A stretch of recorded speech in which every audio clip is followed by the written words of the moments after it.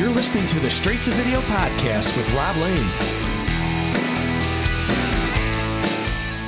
All right, it's time for another episode of the Straight to Video podcast. How you all been doing? Today I'm super happy to welcome Erik Chandler onto the show. Most of you will know Erik as the original bass player for the band Bowling for Soup, a band who have had a huge impact on my life, as many of you guys know, and Erik is one of my favourite people on the entire planet. Erik officially left the band at the beginning of last year after 24 years, and he now lives in Tennessee. I've always considered Erik an incredibly underrated bass player, and he's such a great singer too, which was evident on all the BFS recordings and brought to the forefront on his 2016 solo album, The Truth. Erik is currently doing great in his new surroundings and has begun work on his follow-up album. Erik and I are both similar ages, so it was cool to hook up and chat about his own particular journey into music, how he became such an accomplished bassist, and the original formation of the band. We also talk about the somewhat legendary acoustic shows that he and Jarrett performed in the early days of Bowling for Soup, which really helped forge the character and banter the band would go on to be known for. You can keep up to date with all of Erik's work through social media on Facebook at Erik Chandler Music or on Twitter at Erik2113. He's also regularly doing live online shows through StageIt, where you can find all the info at stageit.com/Erik Chandler. And remember, it's Erik spelled E-R-I-K. Thanks for all the recent support of the podcast. There's been a big increase in listeners recently. I've not been doing anything differently, I don't think, so it must be down to you guys for the continued love and support and spreading the word, so thank you so much. So without further ado, please enjoy my straight to video chat with Erik Chandler.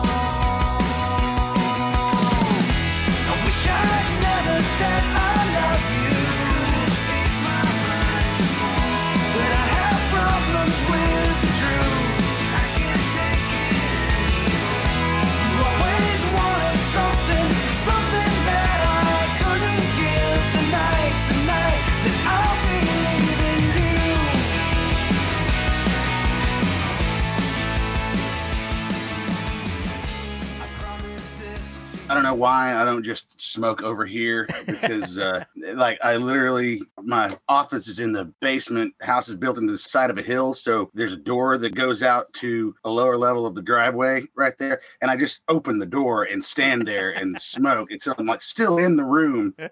I guess it makes me feel like I've gone outside or something. Well, it's lovely to see you, mate. How you been? Everything going all right? I've been well, dude. I've been well. Like just trying to stay sane. Yeah. Move around as little as possible. Keep away from all the bugs floating through the air. Yeah. And all that. So I live in Chattanooga, which is like Nashville is 2 hours north and Atlanta is 2 hours south. Amazing. And so I'm right on the border. Like I can be in Alabama or Georgia, take your pick, within about 10 minutes. Superb. Yeah. So it's like I buy groceries in Georgia sometimes because they have lower tax rates there.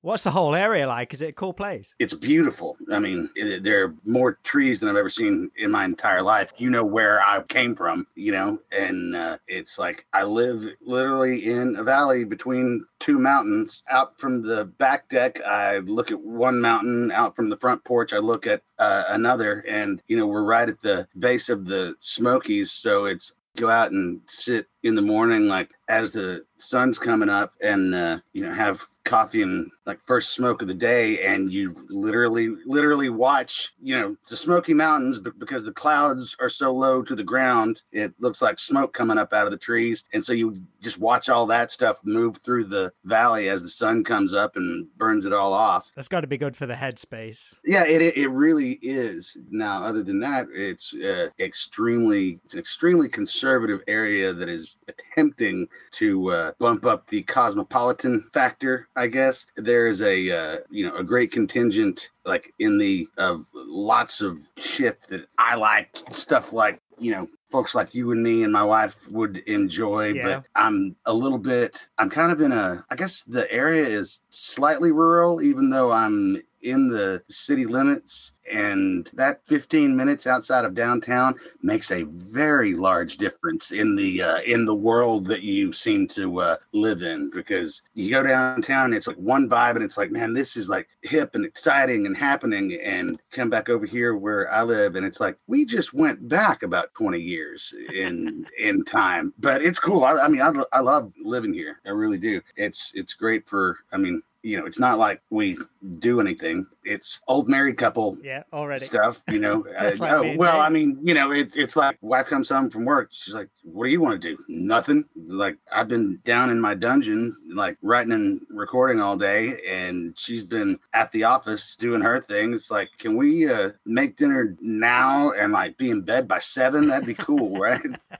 I appreciate you doing this podcast with me. Absolutely, man. Dive into some Erik Chandler history, if that's cool. I'm happy to be here. Yeah, let's do it, dude. We're pretty much the same age, both born in 1974. Yeah. For me, I can never remember not being into Star Wars. I don't know if I even saw the first film at the cinema, but I certainly knew everything about it from a storybook and collecting all the toys and stuff. So, absolutely. How about you? What were some of your early passions as a kid? What were you like mad about? Star Wars was huge, and Star Trek also, because I watched Star Trek on TV with my dad, but Star Wars just seemed more hip. I mean, it wasn't from the 60s. And I had I could have a little toy that I could play with. And I guess they did make and I had some when the first Star Trek movie came out. They made 12-inch action figures. I wish I still had those. How did you feel about that first Star Trek movie? You know what? I didn't see it at the time. Now it is, it's the least of all of them. Yeah. I mean, it's kind of hard to believe. Well, they got a second one greenlit because it's Star Trek, and they had the momentum behind it anyway. But the first one was not so great. I think I fell asleep at the cinema in that one, but Wrath of Khan kind of made up for it. Yeah, it did. It did. Like, didn't Ricardo Montalban win some sort of award for that? I don't know. I just know that it was a highly critically acclaimed performance by him. So what else was you mad about? Have you always been into comic books? That started, the Batman obsession started at a very early age, and that came from watching the reruns of the 65 TV show, and I was in kindergarten, so I would have been 5 years old. The first Halloween outfit that I got to pick for myself was Batman. Where'd you get it from? The grocery store? Was it like a whole... No, not this one. No, this one we went to the fabric store, and my mom bought the pattern and the material and like sewed the whole thing for me. And I had a old pair of cowboy boots that she wrapped in blue stretchy material. So they looked less like Batman's boots, more like Superman's boots from the first, but they were the right color, and it all was fantastic.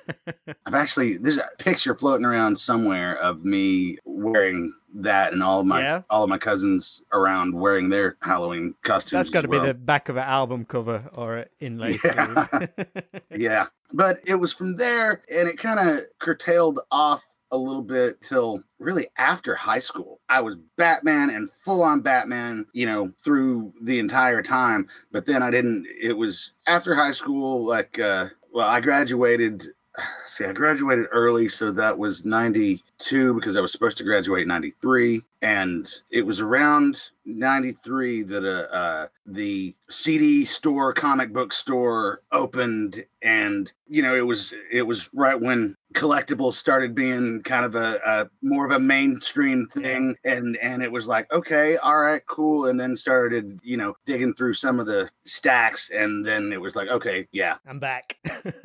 Now here I am. And where actually did you grow up? Was it like Denton or Wichita Falls? Whereabouts in Texas? I grew up in a town called Henrietta, Texas, which is about 20 minutes outside of Wichita Falls. So it's a town right around 3,000 people. One stoplight. On lunch from high school, we would go to the Allsup's, which was the only convenience store. And they had one of those typically American and quite typically Texan, just big glass case full of a bunch of fried stuff that was fried 4 hours ago. And that's where you ate lunch. There was a Dairy Queen, but you only got to eat there for lunch if your parents actually gave you money or if you had a job.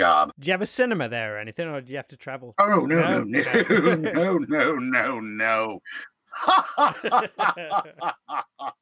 None of that upmarket stuff.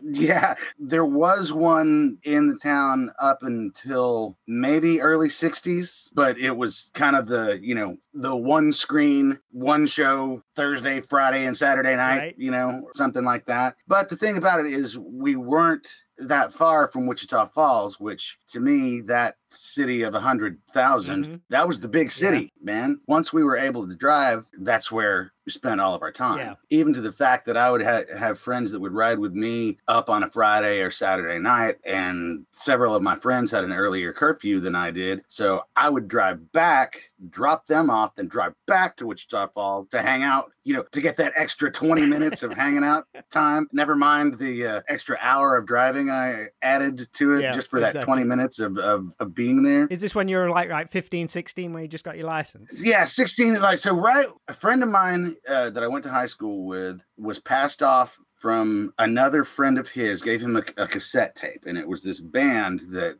he was like, you're going to love this. He's like, we were all listening to metal and thrash stuff, but he was like, I got this, you're gonna like this. And I was like, dude, this is like skate punk or something, it was punk rock. I don't know if that was actually their intention, but that's what it was. And I said to myself, I'm gonna go to that town and I'm gonna find those people and I'm gonna be in that band. And that was a band called The Persecuted, whose guitar player, his name is Chris Burning. And I had some friends that knew some people that were musicians, and within a few weeks of going and hanging out, I kind of got plugged into the scene, or at least to the people that were there. And I don't know if I was their friend immediately or if I was just the kid that kept showing up. Yeah. Until finally I got invited to go to the Waffle House with them or something. It's not that, they weren't that much older than me, but these dudes were all in college and I was 16 from the small town and just wide-eyed about everything that was going on. What was it that was attracting you to it, do you think? It was a group of people that were all musicians and they were all in different bands, and several of them shared the same rehearsal space. And so for a good while, what we did on Friday and Saturday nights was drive up, sit in the floor in their rehearsal space and watch each of the bands rehearse for an hour, and then just kind of hang out in the parking lot and do absolutely nothing. Nobody was drinking. Nobody was even smoking cigarettes. It was like about as pristine as it could be, but from the outside, I'm sure it looked like complete debauchery because it was a bunch of long-haired dudes hanging out in an alley or in the parking lot in front of a strip mall or something. So I'm sure it looked very, very, like there was something nefarious going on. Was you playing guitar or bass at this point? I started playing seriously when I was about 13. I used to go over to my grandpa's house. He'd put a guitar in my hand, and I wasn't intending to do this, but he would play chords and I would just kind of play notes over the top of them. And then I figured out that I found this pattern that if I start on the note. So say he's playing a G. I'm like, if I start on that note,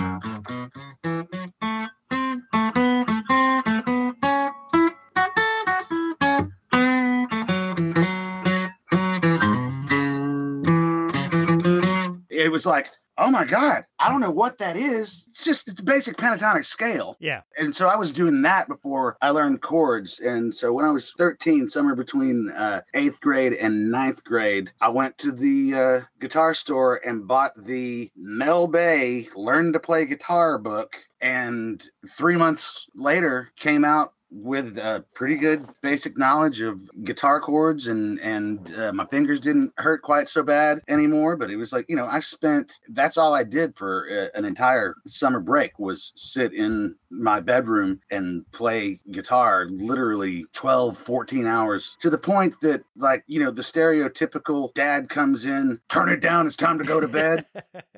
It was go to bed, it's 4 a.m. Yeah. And it's like, okay, all right, cool. What music was inspiring you at that point to be that kind of... Man, I was listening to, like, at that point, it was pretty much the hair metal stuff. I mean, it was Poison, Def Leppard. I mean, not, it's not all hair metal, but all kind of to look back on, 80s pop metal, like that, it kind of all goes into one. But like, the Rat and Striper and guys that sang real high and had, a big pop chorus with distorted guitars and stuff. Was you a big MTV kid then? Was you glued to it a lot? Oh, absolutely. Yeah. And it was right about that time. That I discovered 120 Minutes. Stay up late on Saturday, and then it's like, well, what is this strange music that they are playing that somehow excites me? And also over, I guess it wasn't that year, it was the next summer, launched out of Dallas. There was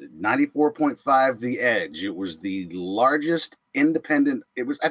May have been one of the very first alternative radio formats in the country. And for years and years and years, it was the largest and independently owned alternative station in the country. And then comes, the eventual Clear Channel buyout and the eventual iHeartRadio buyout from Clear Channel. And now it sounds like every other radio station in the world. But the guy who started that station now has a great online, and I hate to bring it up because I can't give the information right off the top of my head, but he has an online radio station now that's that exact same kind of format. Then my world kind of exploded out of there. I was listening to that stuff, but I thought I was going to be Stevie Ray Vaughan. I was going to ask that because, I mean, Texas has got like some legendary musical acts like Stevie Ray Vaughan, Willie Nelson. So I just wonder how much of exposure as most kids from Texas do they get to these artists? Is it kind of a given if you grow up in Texas? Yeah, I mean, it's like you're gonna hear Willie Nelson, you're gonna hear Waylon Jennings, you're gonna hear all of that outlaw country movement stuff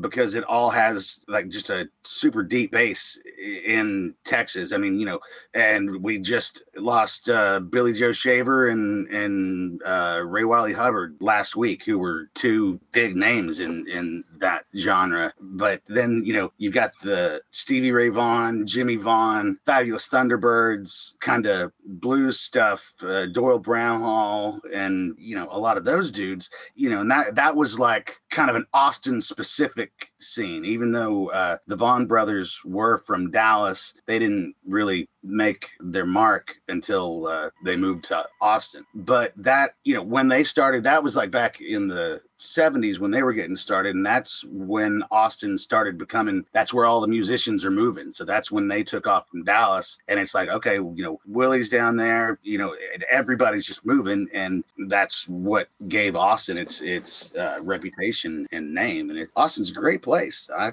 lived outside of there a couple of years ago for about 6 months, but only managed to make it into Austin a couple of times, even though it was right there. It's just like, it's a different kind of scene. It's just very, very populated now because lots of people that weren't from there are going there, or people, I mean, the city's having a really big infrastructure problem because people go to the University of Texas down there from all over the state and all over the country. They go there, finish their 4-year degree, and then they don't leave. And so, Right. you know, it's a never mind what businesses are coming in and opening up. There's an influx of 60,000 people that, I don't know, say 30,000 of them a year want to stay there because the place is so cool. And so they have some traffic issues, to say the least. How far did you push the guitar? Did you actually start playing in bands and guitar before you changed to bass? Or was the bass kind of, we need a bass player, who's going to play bass? Well, when I got into high school, I didn't know that this was a thing. There was this thing called jazz band. So I'm like, I'm a guitar player. I want to try out for jazz band. And they're like, sure, we'll let you. We got a really, really great guitar player right now. And up until then, so awful. They called it jazz band. It was primarily a show band. They played like poppy jazz stuff, like Moondance by Van Morrison. Yeah, that's pretty jazzy, you know, but it's still a pop song that you heard on the radio and whatnot. But up until that point, they had a girl who was a piano player, but they had one of those freaking Ray Manzarek bass keyboards. And so she was doing all the bass stuff on this bass keyboard. And the other guy, Casey, was playing guitar. The band director, the assistant director, she also played guitar and bass, which I guess, yeah, you go to college for music, you have to kind of learn some proficiency on everything. But she took me aside one day and put a bass in my lap and said, play this. Right. And I did it. And she was like, what do you think about being the bass player for jazz band instead? And I was like, oh, but I want to play guitar. So the first year we switched off back and forth. Then my sophomore year, it was like, okay, dude is a way better guitar player than I am. And something happened and I actually learned to play bass. And so I was like, I'll just play bass. You play guitar, which really upset. There was a guy in my high school band. The guy that played bass in my high school band was really upset that I wasn't a bass player yet. I was the one who won the tryout so that was a bit of contention there. Then my junior year, we got a new band director and he changed the whole format of the jazz band and we became a jazz band. He had been, after college, before he started teaching, he spent several years on the road touring, playing bass in a jazz band. Right. So all of a sudden, I've got this guy who was a pro, who is my band director, who gave me basically, I had a 9-month crash course on, here's the fundamentals. I was at school with him for at least an hour after school every day, working on stuff, just learning, like soaking up as much information as it could. And then he was like, this is what you need to do. And, taught me the whole jazz theory of audiation, like where you hear something and you just play it, which is a lot of people come by it naturally, which I did a lot. I started playing piano by ear by myself without a lesson at like 6, and just like figuring out the scale, it was like, this isn't hard. You just find the notes that sound good together and you play them together. And then all of a sudden we're singing Oh Susanna, but he gave me a big lesson about how all that stuff worked together. And he was like, within a year, I expect you to be able to listen to anything and be able to go pick up bass or guitar and play it. And so that changed everything, which is amazing, because then now it's like, sit in with somebody and it's like, what songs are we playing? Okay, not sure. What key's that in? Okay, cool. I'll follow you, man. Let's go. So how did you translate that knowledge of like the jazz theory, and you're listening to like rock music and stuff like that? Did you like dive back into picking out different players which you enjoyed, or? Yeah. And then, somewhere along in that time period came this festival tour called Lollapalooza. And this is right before I started hanging out with all the musicians in Wichita Falls. My mother had started teaching art history at the university there. And so I just happened to be at the university quite a bit and started hanging out with one of her art students that showed me Sonic Youth and Dinosaur Jr. and Jane's Addiction and several bands like that. Then the radio station from Dallas, the station with literally no playlist, that was just playing whatever the hell they wanted, that was, you know, kind of outside the mainstream independent rock music. And it was just like, that's when the mind like completely exploded. And then all of a sudden, shit, I'm listening to Depeche Mode and Nine Inch Nails and, you know, Erasure, because, you know, they weren't like a huge pop hit here in the States. I guess they did have a couple, but they were not, you know, pop radio mainstays. No. You know, Robin Hitchcock and X, shit like that. And so it was like I had a piece of paper in the car. One of the great things about being in a small town is sometimes your parents let you start driving when you're like 14. So before we were able to drive to the city, I could drive around town. And so we'd just go turn the radio on to that radio station, which was, for an independent station to be that powerful, I mean, it was 100,000. It was a 100,000 watt station that wasn't owned by a corporation, which is ridiculous. And their antenna was so far north that it reached us. And so we'd drive around and listen to this station, you know, all night. Just finding a new favorite band every day. Yeah. So there was a pad of paper and a pen in there, and it's like, what was that? Write it down. Write that down. And then that was, you know, there in high school, there were a couple of folks that were there were three big ones were a year older than me. And Tiffany Sears and Dina Drake made me like these couple of mixtapes and gave me my first Social Distortion album, gave me one of the biggest albums that changed my life. They gave me International Pop Overthrow by Material Issue. And it was like, this is just so amazing. And so like, I'm playing blues on my guitar at home. I'm playing jazz at school, and then listening to all this other whatever it is stuff that's coming out. Like, I'm kind of phasing out the metal and the hardcore stuff that I was listening to and getting into the stuff that was more singable, but seemed a little more artsy. Just a little bit more left field and like... Yeah, I mean, it wasn't like, well, it basically wasn't the same stuff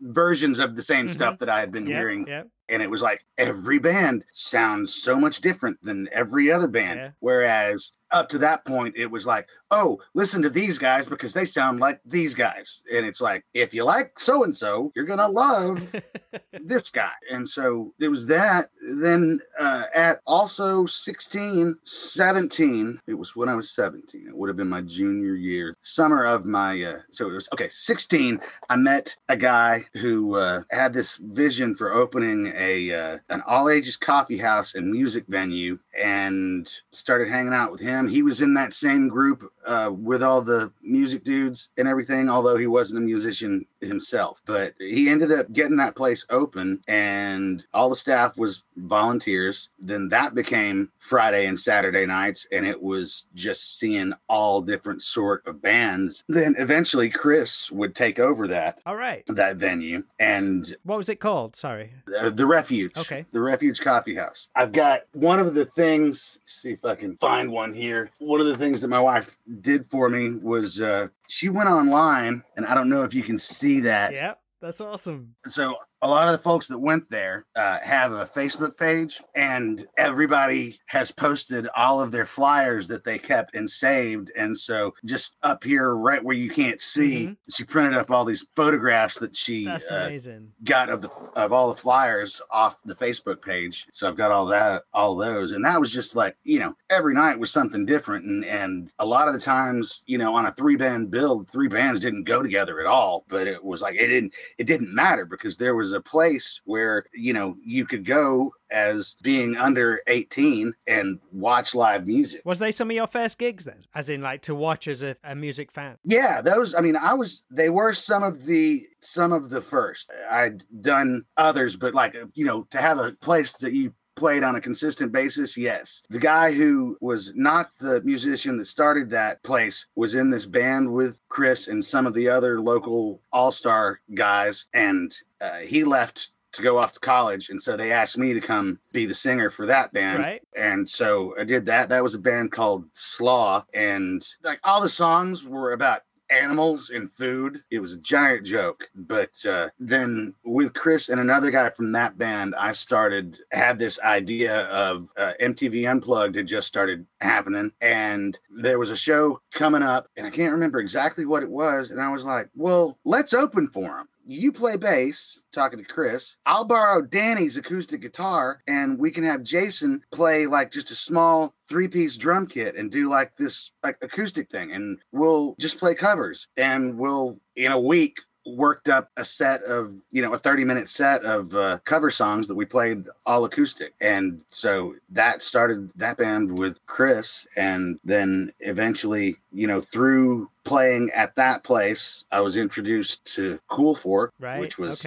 Jarrett and our original drummer, Lance. Mm-hmm. Lance, who also played drums in the band, the acoustic band that Chris and I were in when we would play shows out of town, because our drummer didn't want to go out of town. Right. Because we were playing at bars and clubs. And first of all, he didn't want to drive out of town. Secondly, he had a little bit of moral ambiguation on going into the bar and things like that. He's since changed his mind drastically, but back then he did. Yeah, so then here comes Cool Fork. Well, Cool Fork's bass player leaves, and they asked me to come in, and I'd actually auditioned with them to be the second guitar player about a year before that. And Jarrett said, I'd like eventually, for this to be your only band. And I was like, oh, and I quit returning his phone calls because I was like, yeah, this ain't going to be my only thing. All the bands end up breaking up about the same time, and they asked me to come play bass for Cool Fork, and we started doing that. Then Chris came along and became Bowling for Soup. The rest is history on that stuff. Yeah, but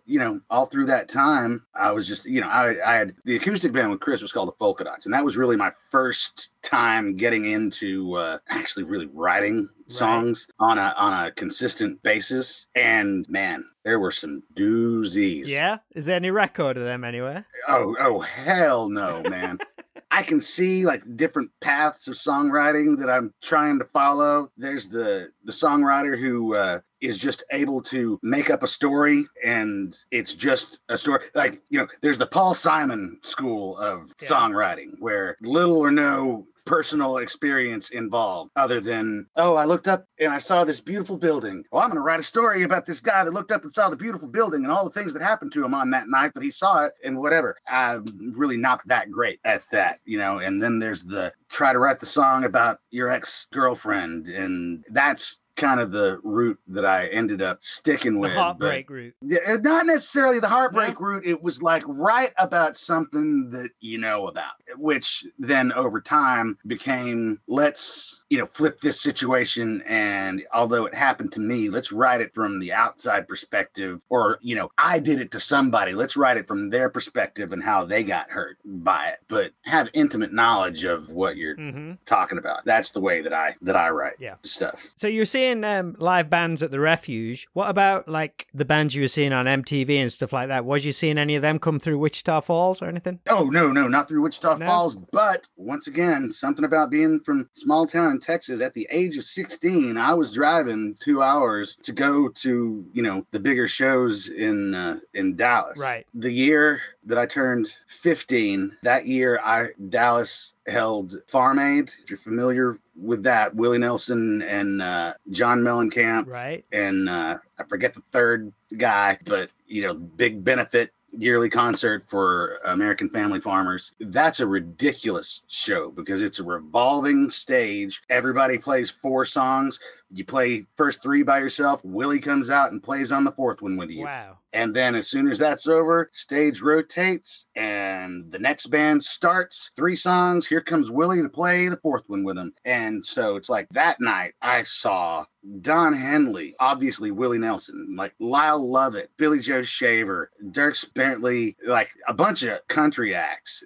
and some rock and roll acts. Don Henley, Glenn Fry was on that. Not together, and I'm sure that they were on opposite sides of the stadium at all times. But I probably saw 30 huge acts that day. And then at the end of the night, John Mellencamp does the headline performance, and good Lord, that man put on a show. Like, holy shit, does that man put on a show. I mean, it was, I can, having never seen Springsteen, I can only say that's probably the only level of show like that that it would equate to. I mean, and I've seen a lot of great rock and roll shows, but it's like when you put a great rock and roll show with just a little bit of production, but it's still raw, and then you got this guy who at that point was, well, slightly younger than me, but not that much younger than me, climbing the light rig and then sticking the microphone in his back pocket and doing the monkey bars out to the middle to hang on by one hand to pull the mic out to finish the second half of the song hanging by one arm. And then it's like, is he gonna fall? Like, that really does not look safe at all. But, you know, just cool rock and roll stuff like that. Then later on that summer was the radio station had their show, the third year that they had done it, and it was in the outdoor, you know, shed amphitheater in Edgefest.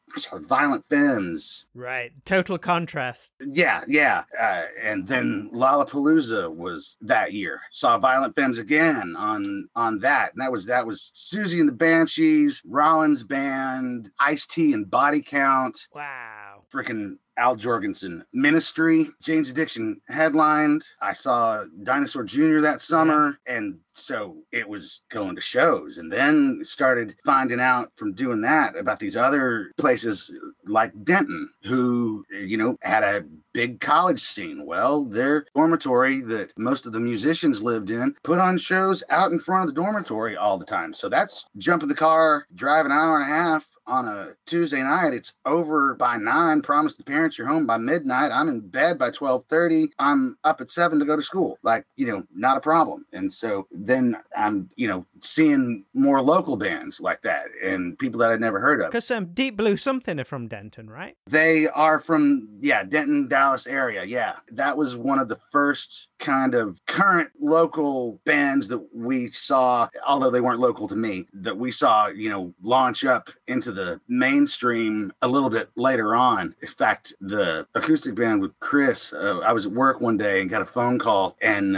it was the owner of the actual club in Wichita Falls that Dallas bands were coming through and playing a lot. Now, eventually they would start getting them into the Refuge as well. But they were like, guy called me at work and he was like, hey, can you be here at 4:00? And I'm like, dude, I work till 6. He's like, well, Trippin' Daisy was the headliner that night, and they didn't want to strike their drum set, and Deep Blue Something got upset, and they packed up their stuff and went home. Can you come and open for them? And I'm like, I'll be there. I called Chris and Jason, our drummer, and I was like, I don't care what time y'all can get there. I'm going to get the stuff. I'm not sure exactly what's going to happen with work, but I'm going to go get the stuff, and I'll be down there to start loading the stuff in at 4. And basically, I just went to I had a cool boss at that point. I was like, I just got called, and they want me to come open for Trippin' Daisy tonight, and I need to leave like now so I can go get our gear and load in. He's like, yeah, that's cool. You were supposed to work till 7. It's 3. Yeah, that's fine. Go ahead. Legend. Yeah. And so it's funny. His name is Steve Harwell. That's the name of the singer for Smash Mouth also, right? Which I always thought was funny. So that's the singer for Smash Mouth was my manager that let me off to go open up for Trippin' Daisy. So how was that show? Did everybody make it there on time? And everybody got there, and it was fantastic. It was absolutely fantastic. And, you know, and I've been watching Trippin' Daisy for years. This was before they got signed to Island, and I thought they were rock gods, and they said a thank you to us on stage and said, and this is Tim, God bless Tim, this is back in the middle of all of the serious drug use on stage. Like, I just like to say thank you. And I even hear that they do one of our songs in their set. And how exciting is that? There's a band that plays your songs. Thank you guys for showing up here and doing a great job tonight. Like, okay, you are high, man.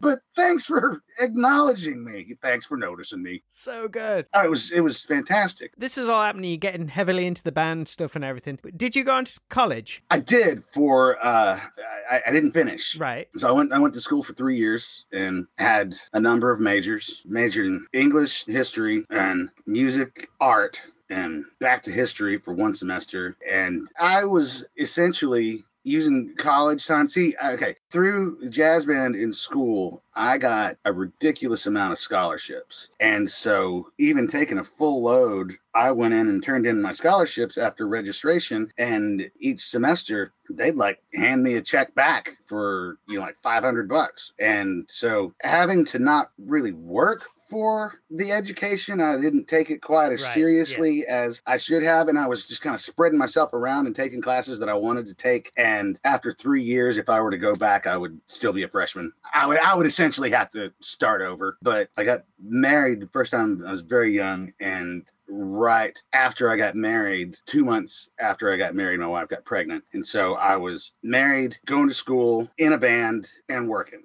So then it was like band started kind of happening a little bit and getting more and more busy. And it was the get off work, jump the car, drive 2 hours to Dallas to play an opening slot. And then as soon as you're done with the opening slot, load out, drive back so you could get a little bit of sleep before you had to go to work or school the next morning. And so it's like, one of these things has to give. Well, I'll take a semester off. And that's when I had the conversation with my father. I didn't pay for your school for you to drop out just to be in a band. And I was like, that's right, Dad. You didn't pay for my school. You didn't pay a penny for my school. So this isn't your decision to make. And that was a source of contention also for a little while. We got past it eventually. Good. So yeah, and so when I was in college, I played in the jazz band there, and it wasn't quite as serious or as intensive as my high school experience was. It was a little disappointing, but I did get to meet some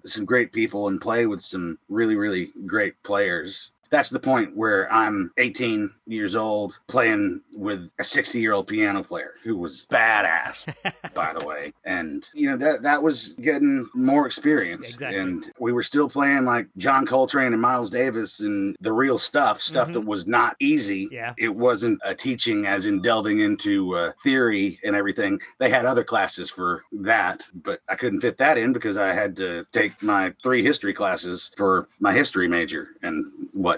So where did because you and Jarrett kind of got some good traction for the band doing your acoustic stuff together. Where did that all come into the picture? The Sheraton Hotel had like a bar with a stage, and they had like cheesy kind of hotel nightclub loungy dudes come in there for entertainment and play to nobody. And I think it happened that one night he and I found ourselves there with our wives because we were like, where do you want to go? And it was like, let's go to the bar at the Sheraton. How bad can it be?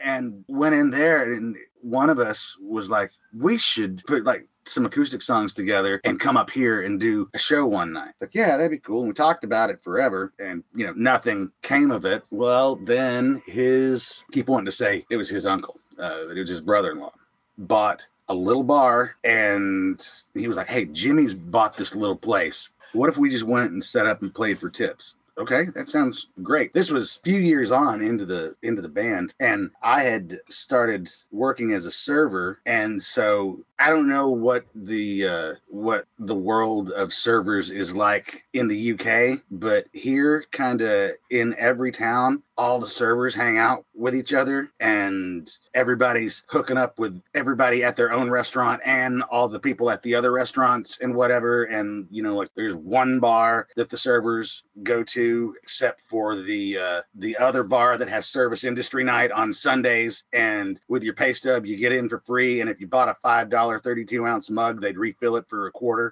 And you got to take that $5 mug home. So Right. You only had to pay the $5 once. So then bring it next time. Yeah, so then you bring it next time, and for $1, you've had 124 or 128 ounces of beer, and that was great. So I was well entrenched into that world. So we started playing there, and all the servers started coming to see us play. And so that's what was cool to do on Tuesday nights. Yeah. And we played for tips. once an hour, we got this trope from one of the places that Bowling for Soup had been playing. This is back in the day when Bowling for Soup would have, we were still, when we would go out of town, you'd have to play 4.5 hours a night. And so there were lots of covers involved. There's this place in Fort Worth that we would play. And once an hour, they'd walk around with an empty beer jug and ask for tips. And so it's like, let's just do that. We'll get one of our hot friends that's a girl to walk around and ask for tips. And it's all servers there. And one of their own is on stage. And so, of course, they're tipping.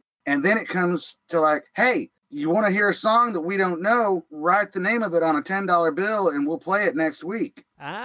Then come the 10s and the 20s. Genius. And stuff like that. Then there's like the dude that walks in like, I'll give you $100 to play Sweet Caroline. You got it, man. So the interaction that we had already started on stage in Bowling for Soup really got kind of refined in doing that. And that one show turned into Monday night in another place, Wednesday night in another place. So that's how we both started doing music full time. That's awesome. And we basically moved into the van. We weren't homeless per se, but we didn't necessarily have a place to live, and our closet was in the back of the van, but it was, we were making, for somebody that doesn't have any bills and you're both making a couple, sometimes $3,000 a week. Wow. With no bills to pay at all. It's like, I should have started a savings account, amazing. But it was like, we ate really, really well and we drank really, really well. And how far was you traveling with that? We were going back and forth. It was the one in Wichita Falls. There was one in Denton. And then the Wednesday night kind of alternated in the Dallas Fort Worth area. And so we do that Monday, Tuesday, Wednesday, and then Thursday, Friday, and Saturday we did Bowling for Soup. But I guess, did the acoustic help fund the full band as well? Somewhat. I mean, he and I had our own personal money to throw at some things, but more than that, it started getting people coming to see us play. Each one benefited the other in a way. Yeah, exactly. So then there was that day that we stopped doing the acoustic shows, and that was, the second time that it was like, it's time to get a real job now, because that was the next leap of faith. Yeah. Where that, this is consistent money. Now we're going to go make money playing our own songs. Yeah. That worked fine. To do that for the second time over a period of a couple of years, it's like, oh, okay, yeah. This is uncomfortable, but the first one worked, so yeah, let's give it a shot. Why won't this one? It was a lot of fun. I mean, we slept on a lot of couches during that time, and a lot of times it would be drop the guys off after you drive in from wherever, and it's like, well, we don't have anything to do for 2 days. Where do you want to go? Yeah. I don't know. Where do you want to go? So then we'd just go get some coffee and head 2 hours down the road and hope to drive past somebody's house and see the lights still on a Saturday night at 12:30, and more often than not, we knew the right places to go, and so it was like, all right, join that party, and then crash for a day or two, and then get back to doing the stuff that we have to do. So would this be all around like 1994 time? This would be like 97, 98. Oh, right, okay. 99. Okay, right. Like the 98, 99 area, because I quit. Let's go 97, 98. I don't know. It's not all that big of a deal. Now, I was just trying to put into my head what kind of music you was listening to around that time, that's all. At that point, I had jumped deeply into the pop punk. There was a lot of Goldfinger going on, but, a really, really good portion of it was local acts. Right. A lot of Dallas music on the playlist. I mean, we were playing shows with these fantastic bands out of the Dallas area, and they all had great CDs, and they were becoming our friends. And so it was like, that's who I want to listen to right now. Every once in a while there'd be this new album that came out that somebody would find and add to the pile, but a good portion of it was just a wide variety, anywhere from country to rock to rap, that was just being made in the area where we were trying to get ourselves built up as a name. So I'm going to fast forward right up to 2016, your album The Truth came out, which was just a blast of 90s goodness. Yes. What is your current material channeling? Is it a similar path? Man, it's a bit more acoustic based, and there's a bit more of a country Americana influence in it. Man, to describe it is like not up to me. Right. I decided that a long time ago because there are songs that are more rockin' and there are songs that are slow as fuck, but I've always wanted to do like an Americana kind of alt country type album, and I haven't ever done one, which I had initially, when the whole first concept of The Truth happened, that was the direction I wanted to go with it. It just didn't happen to come out that way. And so I was down on the coast when I first took time off for BFS before I left the band. I was down on the coast staying with my sister, and it was over the summer, and it is very, very, very hot down there. But I would sit in her garage every day with the garage in the back of the house, so doors open, and I got fans blowing on me, and I just sit in her garage every day. I really was making a ritual out of it. Yeah. Like my alarm went off at like 5:30, and I was up, had the coffee made, and was already sitting out working through ideas, by the time that she got up to get the kids ready for school and get herself ready for work. And she thought that was fantastic because coffee's already made.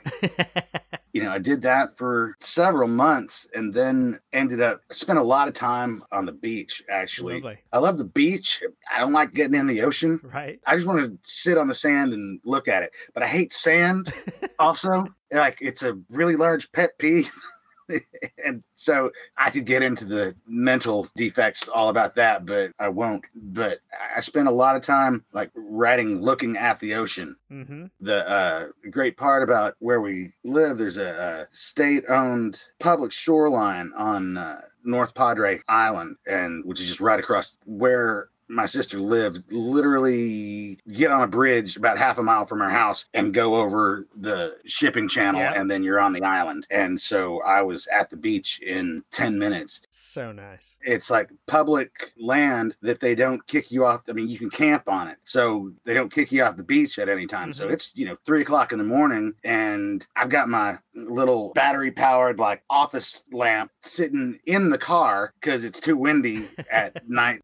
Be out there trying to write and hold your pages down and everything. Did it make you write differently? Was you writing different to how you ever had done before? I actually happen to have a lyric book open right here, and I'm looking at a song that is basically talking about being on the coast and on the beach, and it's like it kind of slowed me down a lot. I also at the time was studying Taoism and getting very deep into meditation. The reason I was getting up at 5:30 in the morning is because I spent that first hour in just silence and mindfulness meditation. It's not the same idea as like you just completely clear your mind. It's, thought comes along, acknowledge it and let it go. And it brings the stress levels down way too much, especially when you start getting to the point that you're spending half an hour, 45 minutes, maybe sometimes even an hour doing that. And you open your eyes and you're like, that didn't go so well because that was like 5 minutes. And, and it was like, that was like 56 minutes that have gone by. And it's like, okay, yeah, that did exactly what it was supposed to do.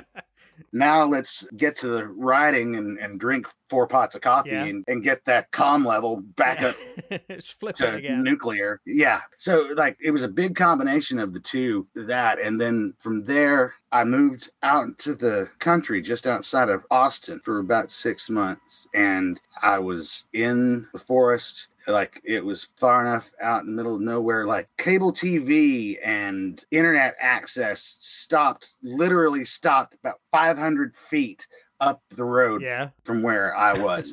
You are off the grid, sir. Off the grid. Yeah. It was weird. Like no city water, so it was like septic systems for water and stuff like that. So I went from being on the ocean to sitting next to a fire pit surrounded by trees with no lights or city distractions anywhere. Crazy. For 6 months, and like just absolutely amazing to just stare at the stars. And it's like I can see the songs that were written at each time, how they absolutely reflect what was happening and where I was. And there's one song that I wrote there right after I had kind of rekindled the long distance relationship with the woman who I would later marry. And it's basically about being apart, but it's like we have a satellite assisted love affair, because I was sitting there one night and I'm just staring at the sky. When I was a kid, I used to lay on the hood of my dad's car and just stare at one point in the sky and wait to see satellites come across. And so I started doing that a lot. Like, oh, there's the satellite. And wonder if that's the one that's taking my phone call to Autumn. Like, oh, then, you know, as I'm sitting there kind of contemplating all of that, it's like, let's start writing this down, man. Yeah. Like,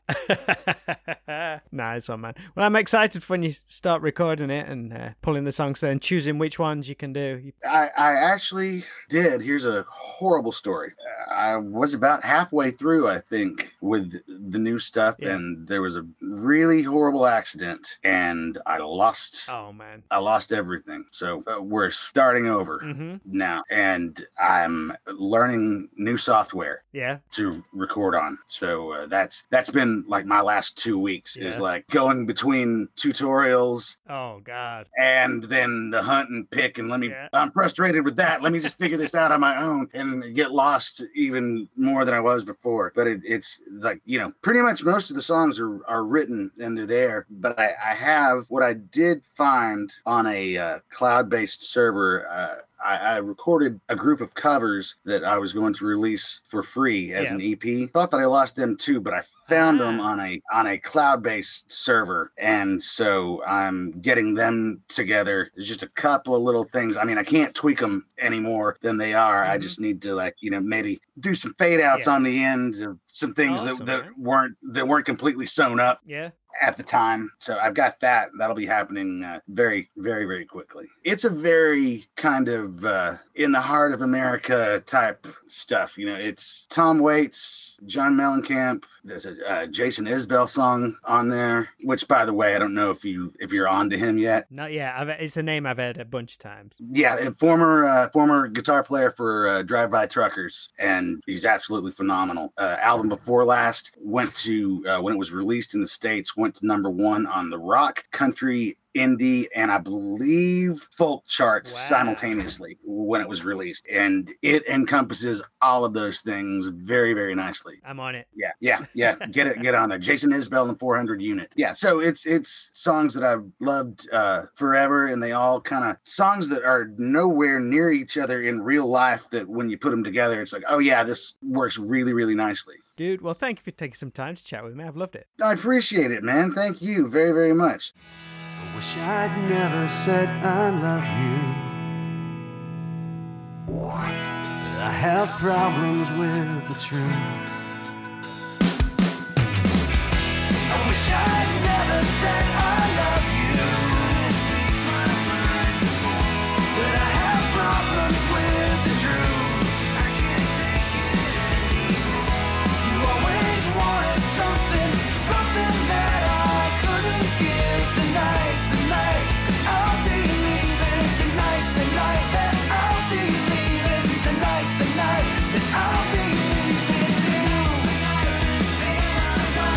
Tonight's the night that I'll be leaving you. Tonight's the night that I'll be leaving you. Tonight's the night that I'll be leaving you. Tonight's the night that I'll be leaving you. Thanks so much to Erik for taking the time to check in and chat with me on the Straight to Video podcast. I'm excited to hear his new music once it's out there, as I'm sure it'll be great. Be sure to support Erik's online Stage It shows, and for all up-to-date details you can find them at stageit.com/Erik Chandler. Please, if you can, share your favourite episodes of this podcast to anyone who might enjoy them, or drop us a line on social media. I can be found on Twitter at Laney74, which is my personal page, or through the Straight to Video Twitter, which is at Straight to Vid with a number 2, and it's the same on Instagram. Next week is our 40th episode. Can't believe how fast these are all coming along, and it's down to all your great support and encouragement which really makes this all worthwhile. So until next time, I've been your host Rob Lane, and thank you so much for listening. Take care.